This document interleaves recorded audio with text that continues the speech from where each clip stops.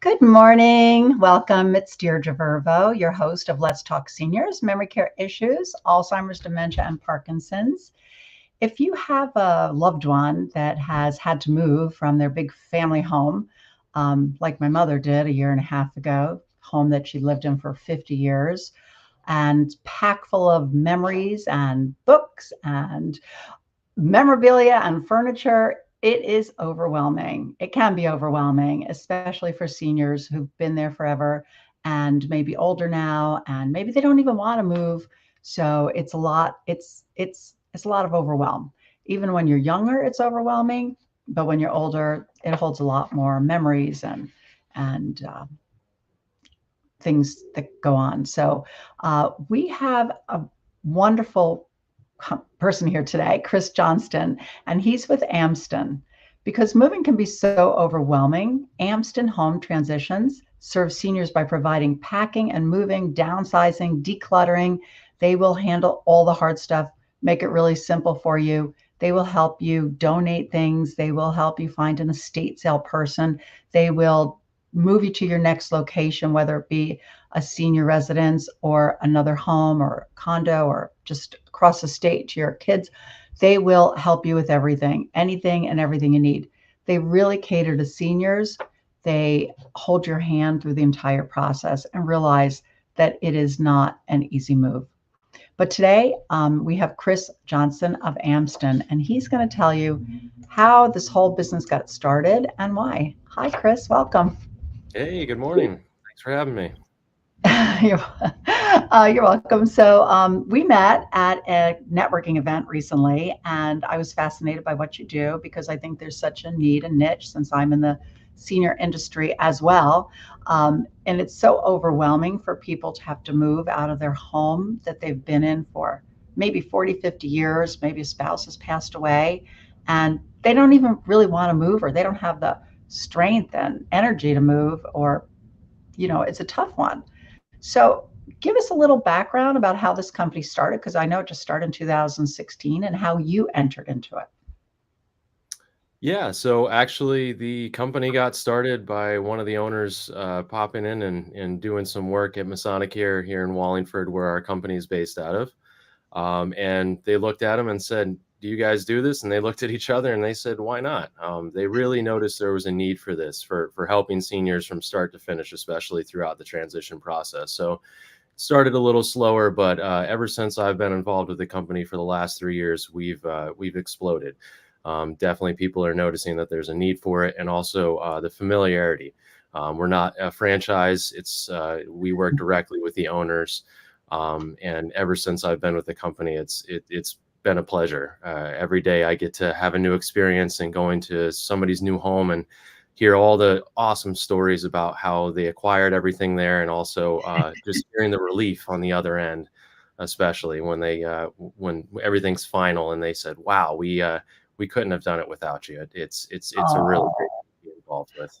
I think a big plus, Chris, is that A, you're not a franchise, and B, the whole personal touch, and that you take things start to finish. I mean, there's such a trust issue there that the people packing are the people also going to be unpacking you and putting in your new home. So talk to me a little bit about that. Like, that must be a huge, something people love. Yeah, so actually, one of the biggest things that we swear by is our in-home free assessments. The company covers it because we really just want to hear everything you have to say. We want to hear the stories behind the pieces. We want to give advice in any way that we can, because our experience is so useful to a lot of people that don't know what to expect and don't know what to do.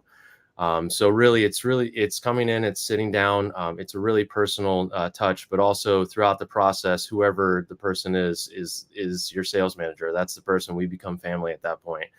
We work with you to start to finish. You get assigned a project manager, and they help all the game planning. So you're not explaining the same thing to 10 different people.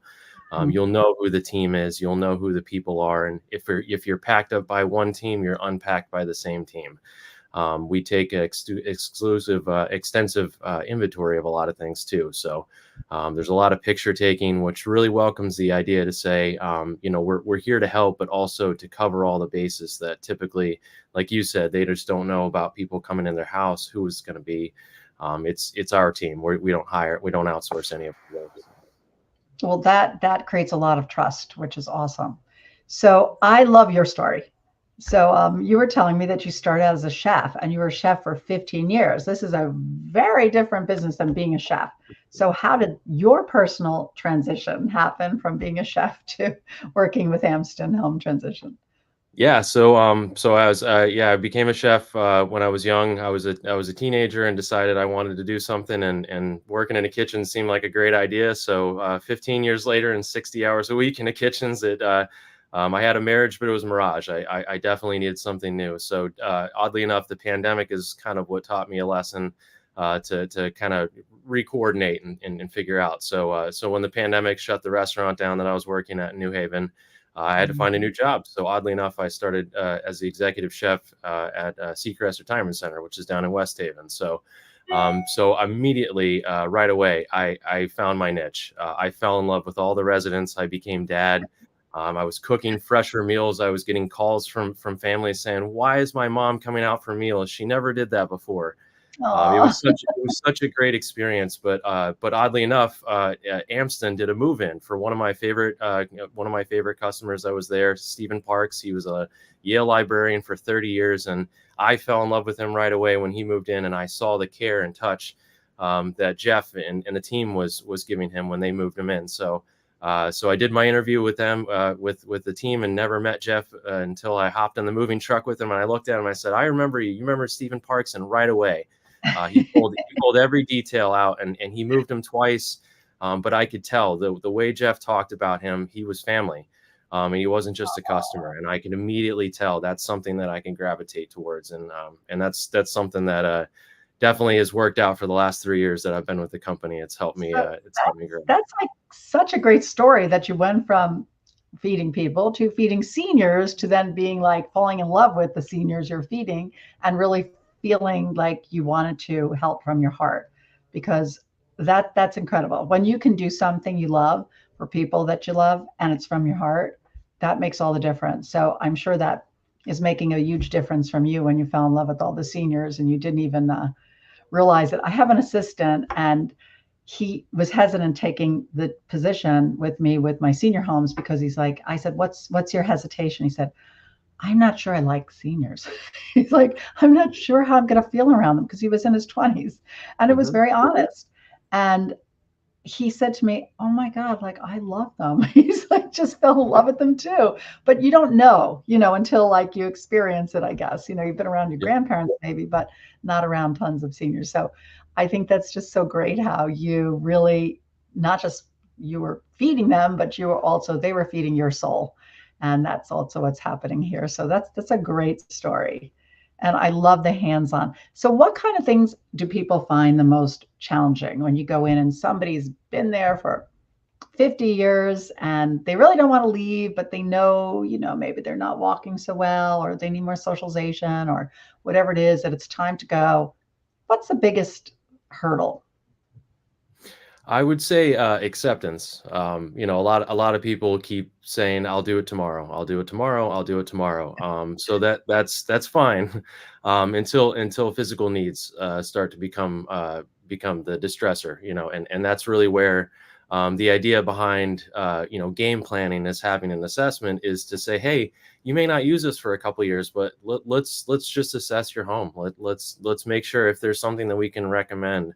Especially a lot of people don't realize that something that is a hazard can be a hazard, especially swivel chairs and rolling chairs. Those are the biggest ones. A lot of people don't like them. We Oh, sit that's them in true. offices, but I didn't think about that. Those are yeah, dangerous. yep. You get Yeah, lightheaded and you try to grab something and it's a swivel chair. Guess what? You're not staying up. oh, And so clever. it's really, like I said, it's just going through and assessing it with a different set of eyes. We kind of call it the white coat effect, but a lot of times family have difficulty recommending things to their parents, especially when they know it's safest for them. But a lot of times it does help just having that extra voice. And like I said, even if you don't utilize us, we're able to recommend anything. We have a vast network of resources that we filtered through for years, because there are very bad experiences. We've heard them and we've taken notes of them, and we make sure, to vet them through.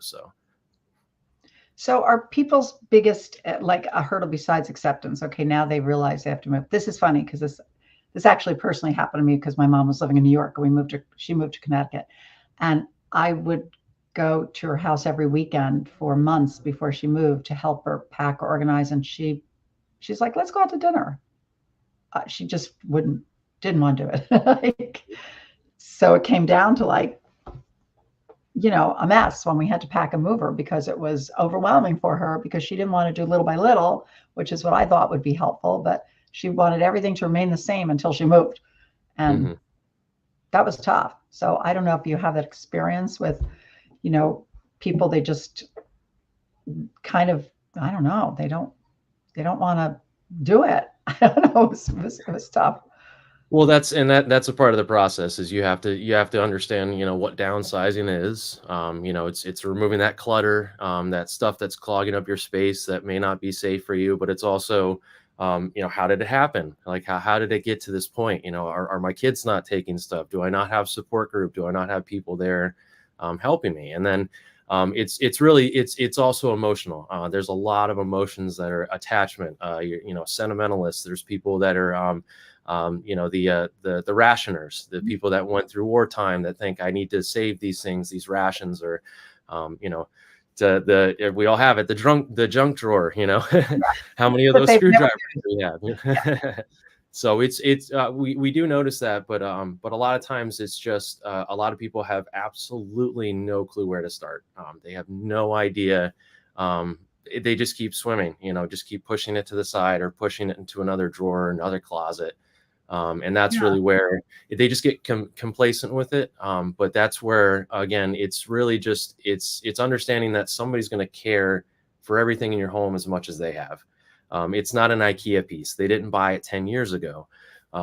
They've had it for 65, 25, 35, 40 years. And that alone, they sometimes won't want to talk about it unless you know what it is, unless you know how much it means to them. And a lot of times that's where you really do just have to sit down and hear a few stories. Where do they come from? Where did everything in their home, how did it get to this point? But that's really where a lot of times it's difficult. Chris, are you always moving people, or do you sometimes just downsize and declutter for people? Like, not downsize, just go and help them declutter and make their home safer.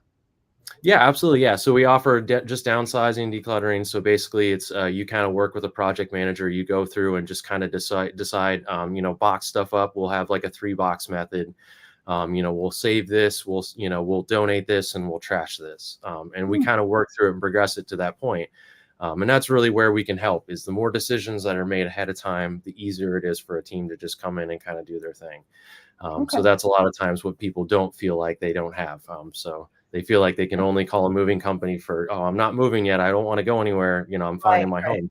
That's fine. But, let's make sure, if there's a way that we can make that path a little bit better, or, or see if there's maybe, a grab bar here, or make sure that we can build a ramp for you if need be, just to prepare for ahead of time. So there's a lot of assessed needs. So. Do you then coordinate people that would put the grab bars and ramps in? We would be able to do that for you. Oh, okay. That's awesome. All right. So you kind of look at the person and determine, you talk to the people and determine what they need. Like, if you want to stay and we need to make your house safe, and we're going to get a ramp and declutter and put grab bars and make sure you don't have swivel chairs like I do, and make sure, you take the rugs out and there's no wires to trip over. So you're looking at it as a safety thing. Like, what can we move some furniture so you can get around with a walker, maybe something like that. Can you stay on one floor instead of having to go up and down all your stairs? So you do that for them as well. So it's not just always moving, but also if they want to move, you also help them. You find a realtor, and don't you do all that as well? Yep. Yeah. So living safe in your space, or living safe in your space is really kind of the most important thing. So, so Mm. that's a part of the assessment process is we kind of just want to hear, because if there's any recommendations to help you with a realtor, we do that a lot. We worked in the last, in last year, we've probably worked with at least 10 or 12 of our clients to help them work with a realtor to sell it. So from start to finish, we're basically able to create a game plan to help save the most amount of money, to determine, if we need to send out dumpsters, we can clear out the house. We can go in and do the final cleaning and get everything ready for pictures and get it on the market. And it really does help throughout that process, because we do understand the market and timing. We work with a lot of realtors in that sense to understand that we can recommend right away if people are thinking about it, because most people are really hesitant to talk to a realtor. But because they feel like, it's one of those things that if you have the realtor assessment, that's it. You have to sign with them. That's it. They're going to start spamming me. They're going to start calling me and this, that, and the other. And we vetted through those through those realtors, and we have a few that we work with extensively. But again, that's really, there's certain things that you don't think about. There are also realtors that just work with seniors as well. They're senior Yep. specialists. So they also take the time and the care. They're not like, just let's sign here, put your house on the market. So do you Exactly. recommend that people move first, like a senior moves first and then deals with their estate, their house, cleaning, decluttering, like all that? Like just take what they need and move first before they sell their house? It really depends on the circumstance. Some people have the time to wait, and some people don't. We had a customer in December. They called us, and they were waiting to get their initial payment for Masonicare for their intro payment. And they said, "Hey, we need you to fully declutter us, pre-pack, move, and unpack us, and sell and empty our house and sell the house by March 27th." And they called us in December, because they needed 3 months. That's the length that they had, and we made it happen. We got the realtor in there. We were able to kind of declutter them and stuff. So every circumstance is different. I always recommend the earlier the better. If you can spread the bill out, you'll spend a lot less money. If you make enough decisions for somebody to come out and just take a little bit of stuff at a time, you can find those people that can take things for donation. But again, it takes a lot of time for that to happen. So if Mhm. you're in a crunch, or if you're in a couple months separation, I feel like it is best to separate yourself out of that home, but also give yourself that time instead of just getting rid of everything right away. Because once you transition and you go into that new space, you may come back in a month and say, you know what, I'm glad I brought this, but that other piece, it would have gone a lot better in this corner. So you have to live in your space to know that. As much planning, as much game planning and floor planning you can do, you don't know what your new home is going to look like until you live in it. So that's a You're big so part right. of it. Don't You're so rush. right. You're Yep. so right, Chris. I mean, I think that too, it's hard to imagine going from a big house, a big home that you might have 4 or 5 bedrooms that you live in with your family forever, to like a 1 bedroom place somewhere. Mhm. And you don't even know what you would need because you haven't lived in a 1 bedroom place like for 50 years. Yep. So my mom in particular took 4 sets of china, and there's 2 restaurants where she moved to. So she doesn't Yep. even eat at home, but she didn't know like what it was going to be like. So she didn't know what she should be taking. So I think it's, if you do have the time, it's great to be able to go back to your home and say, I forgot this, or I don't want this, or I'm just going to leave that, and then let somebody else deal with the stuff. So you're not worried about what it sells for, or, who it gets donated to, or what happens. Because I don't know, but I don't know if you find this, but I found that, seniors often think, not just seniors, but they've had this beautiful furniture that they bought 50 years ago for a fortune, and they think it should be worth something. And now tastes have totally changed, and nobody needs your huge brown, dark brown walnut hutch. And so it's not really worth a lot to somebody else, because people don't need a 20-person dining room anymore. They don't even have dining rooms in their homes. So, times change. And that's one thing to, kind of impress upon people too, that you've already gotten a lot of good use out of that. It's money well spent, but it's not money you're And getting back at the moment. somebody will want it. But the idea is that the earlier you can start, the more networks you can go through, the more people and conduits. But that's really what it is that when you have to get rid of that Hitchcock Pennsylvania Dutch, that veneer covered stuff that nobody can refinish and do anything with, if you have to get rid of it right away, it's almost like a freebie in a lot of senses. You have to donate it. But that's really where we say There's a lot of places that you can donate to. A lot of people can use this stuff, but just the earlier the better. The more networks you can tap into to really find a place for a new home for it. That's the best thing. Is we don't want to get rid of anything we have to. The idea is find a new home for everything. So give us some advice to children of seniors going through this. What you like to tell the children who probably, who may just be like, hey, we're moving, let's go. Like what is advice do you have for them? Um, just be mindful. I would say in most senses. The biggest thing I felt like that the retirement center taught me was, or the retirement home that I worked in, was the lesson my father always told me, which is sometimes just stand there and put yourself in their shoes. When I would have a dementia patient that would just be so aggravated, he had to take his car to the guy down and get the oil changed. He had to do it. And just he would get as angry as possible. And every time I would see it, obviously anger would be one of those things. But if after all of these years, if all of a sudden somebody's telling me my mind isn't working correctly, I would probably get pretty upset as well. So it's really just trying to welcome the idea that we're doing what we can for them, but also at the same time that this is what's best for them and this is what's safest. So I would recommend just a couple little things, like there's the 20-20 rule. If you can replace it in under 20 minutes for $20, try to pitch that to them. Do the 1 in, 1 out rule, which is kind of when you bring something in, mom, let's get rid of something else. Let's not keep cluttering your house. Let's make sure. But also one of the biggest ones that'll help alleviate is always the hung clothes. That's always the biggest thing. The books and the hung clothes are always the biggest one. So next time you're in their closet, turn all of their hangers backwards.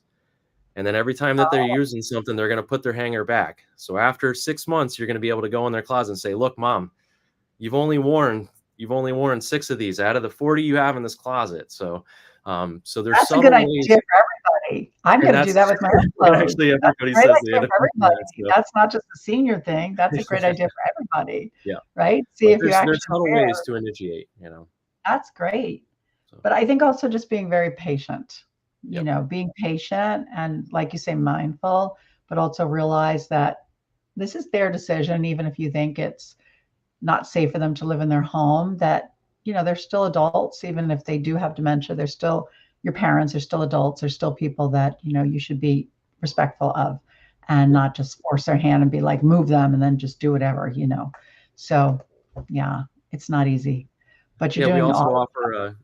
We offer online or in-person downsizing and decluttering presentations for the public. So we do them at senior centers. We do it at a lot of retirement centers and stuff, but it's free to the public. A lot of people can initiate their parents, starting that by going to one of our presentations. It's only about 30 minutes. We just kind of run through some of the things that we talked about, the emotions, how to downsize, what to do. But that's really sometimes we do say, if you run into that point, sometimes bringing in an outside voice, that outside person to help reassure that family member to say, hey, mom, look, these guys are the pros. They move people for a living. They downsize people. Just, they're saying the same thing that I'm saying. So sometimes that outside voice does help. I'm eternally grateful that my mom and my in-laws downsized from their big houses to smaller ones so that I'm not going to have to do that. It could be very emotional for the kids to have to go to your parents' your childhood home. So I'm very happy that they both moved from, the childhood homes and downsized and found their own stuff they wanted to keep. So before you go, I want you to tell me one of your favorite stories, one of your favorite people you've moved. Favorite people have moved, man. I have too many to pull out. But no, actually I would say probably one of the coolest circumstances we ever came in. It was in Guilford. So it was a woman. She called us and she said, I have a house full of antiques, this, that, and the other. My family were avid collectors and historians and this, that, and the other. So we get into this house, and the way I can lead into the story is the first bookcase I get into, about the 5th book that I picked up, was from 1528. Wow. So it was a Black Vigilant Bible. So immediately we were in over our heads. She had about 14 or 15 bookcases, Bibles from the 15 all the way to the 1800s. She had Scottish swords, a Tiffany sword from the Civil War, epaulets, a dueling pistol from the 1700s, artwork, this, that, and the other. It was literally like a treasure find. Everything we picked up, we had to set aside and do this and do that. And so, but luckily we were able to allocate her to the correct company. They were BlackRock Galleries. They're an estate sale company, but they specialize in a lot of that stuff. So because she put it on a bookcase and she just left it there, when I was going through this, it was everything I picked up. I mean, I would go through a trunk and I literally pulled out a World War II uniform. It literally looked like he got back, took it off, put it in a bag, and then put it in there. And I was the next person to pick it up. It was just, I mean, letters. So her husband's great uncle was a war correspondent in World War II. So he interviewed Mussolini, Hitler, all these people, and he was writing letters and sending it back to her. And his great uncle was a historian and saved all these. It was unreal. And she was giggling the whole time. She's just like, Chris, I knew all this stuff was here, but I didn't know it was that and this and this and that, and overwhelming. But that's by all means. Did you call a museum? What did you do with all of it? So actually so we called this specialized company. So it's called BlackRock Galleries. They're out of Bridgeport. So what they do is a lot of times in these situations with higher end antiques, they kind of ship them out to a better market. So they had one down in North Carolina that they shipped it to, but it's actually really cool because everything was in really gritty condition because it had been put there for 60 years and never touched. So it was covered in dust and musk. So they put it in a clean room for 2 weeks and everything comes out like brand new. Wow. And then it comes out. So, but I would say out of all the pieces in the house, there was all these really cool things, this, that, and the other. The coolest one was her great uncle was outside the tent for the battle was the turning point in World War I. And he was outside the tent when the generals were doing the planning. So the general took the battle plan, so it was scribbled on a piece of paper and chucked it in the trash. So what did he do? Bailey went in there and he got the piece of paper and he framed his picture next to that tent. So it was just a scribble picture, and it was just tucked on a wall, covered in dust. But I mean, that's priceless. That has to go to a museum. So, that's crazy. That is a crazy find. That is historians. It's people retain this history, but that's where, like I said, us coming in and assessing all of those things and saying, hey, look, you have a little bit more than I think you have. The earlier, the better, for sure. So. Well, they were lucky to find you guys because you figured out the right people to go to because that's a specialty. So I guess that's what you said when you said all your years you vetted people and found different things, because I'm sure a lot of people have different kinds of antiques or different kinds of, gems in their home that you find. I'll take it off your hands. That's the one we always hear is, oh, that's junk. We'll take care of that for you. It's like these guys know what you have, and that's really where. That's where a lot of times people do get taken advantage of, is because they know they have something of worth, but they'll have somebody come in and downplay it. That's good that's so nice that you are just not a chain and just Amston Home Transitions is that caring, and that's what you do. Yeah.